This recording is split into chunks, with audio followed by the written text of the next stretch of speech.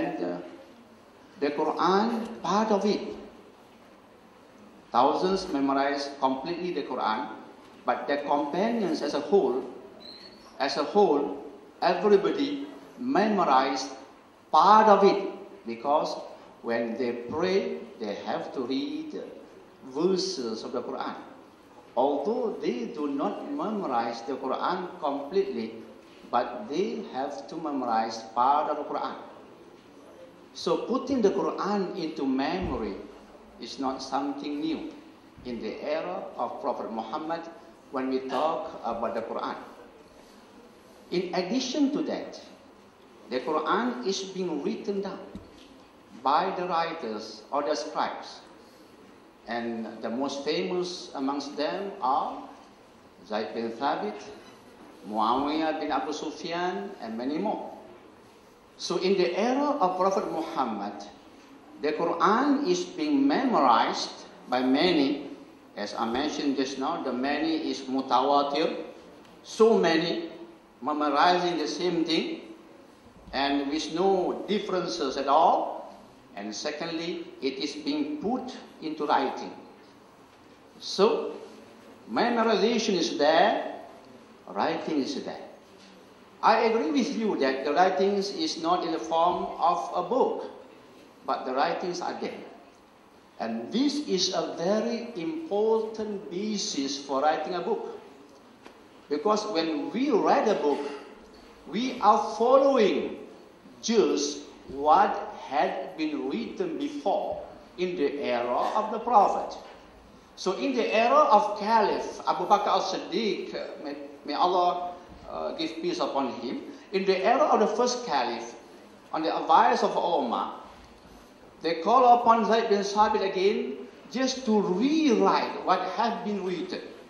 Remember the words that I used? To rewrite what had been written. So the compilation is there, but just to rewrite into something that is more solid, but the words, the contents are still there. Just for example, we have a book, and the book maybe has been torn here and there. So we rewrite the contents of this book into another book and preserving the original contents.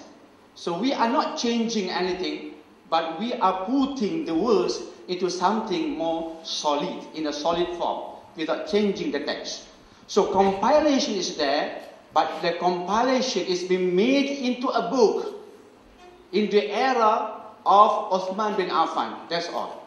And this book followed the compilation being compiled in the era of Prophet Muhammad sallallahu alaihi wasallam.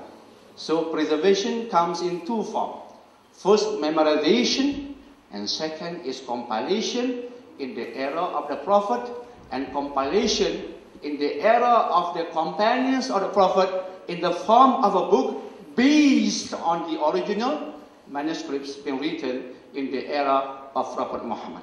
Second thing that I would like to mention also is that there are so many companions that memorize the Quran. It comes to thousands.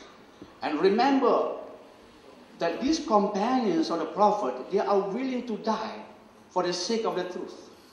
They are willing to go to war for the sake of the truth.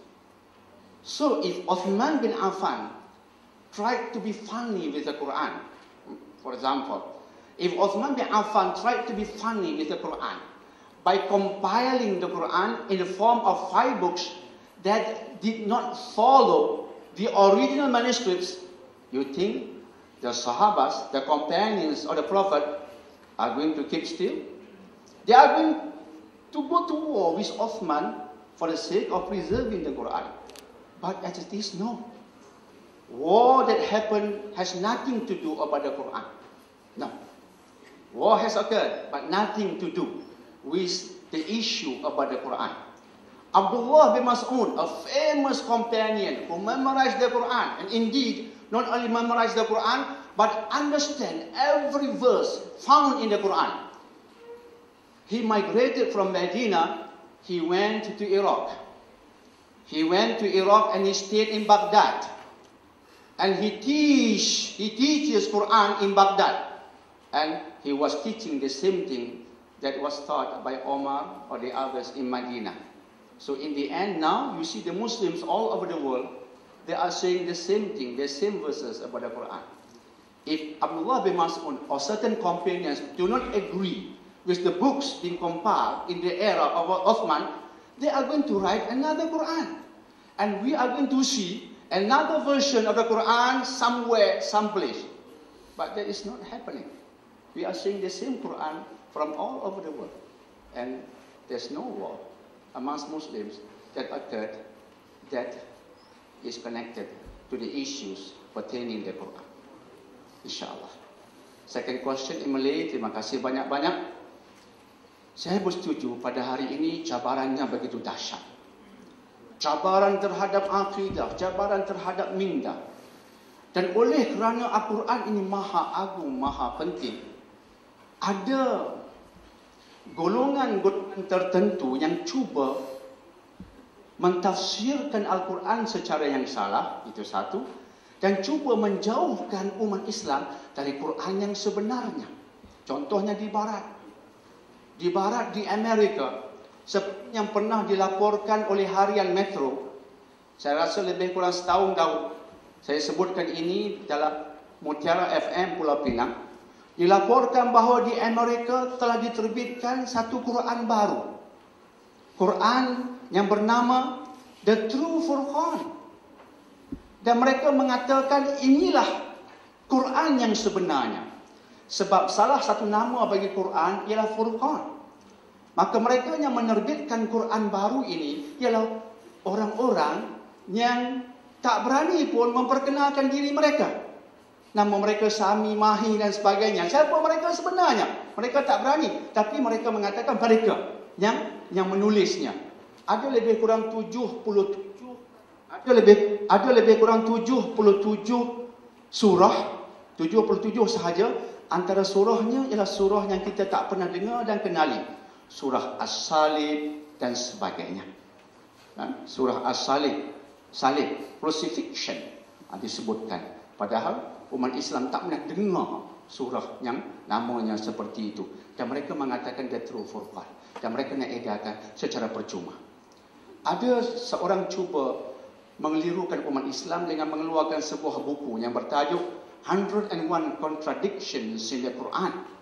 101 kesilapan dalam Quran. Dan dia cuba buktikan bahawa Quran tersilap di 101 tempat. Saya baca semua sekali. Saya baca ke semua sekali dan saya merasakan mereka ini tak faham bahasa Arab.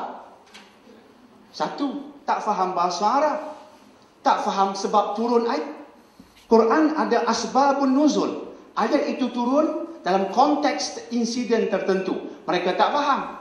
Lantas mereka beri pandangan terpisah daripada kefahaman yang betul tentang bahasa Arab dan kefahaman yang betul tentang konteks. Jangan lupa, teks ada konteks. We are reading the text. This text is being given to you on what context? I am telling you, you can drink liquor. You know liquor? Beer, wine, brandy. You can drink liquor. You will be surprised. Because my text is, you can drink liquor. My text is, you can drink liquor. But you should ask, what is the context? You should ask, what is the context? The context is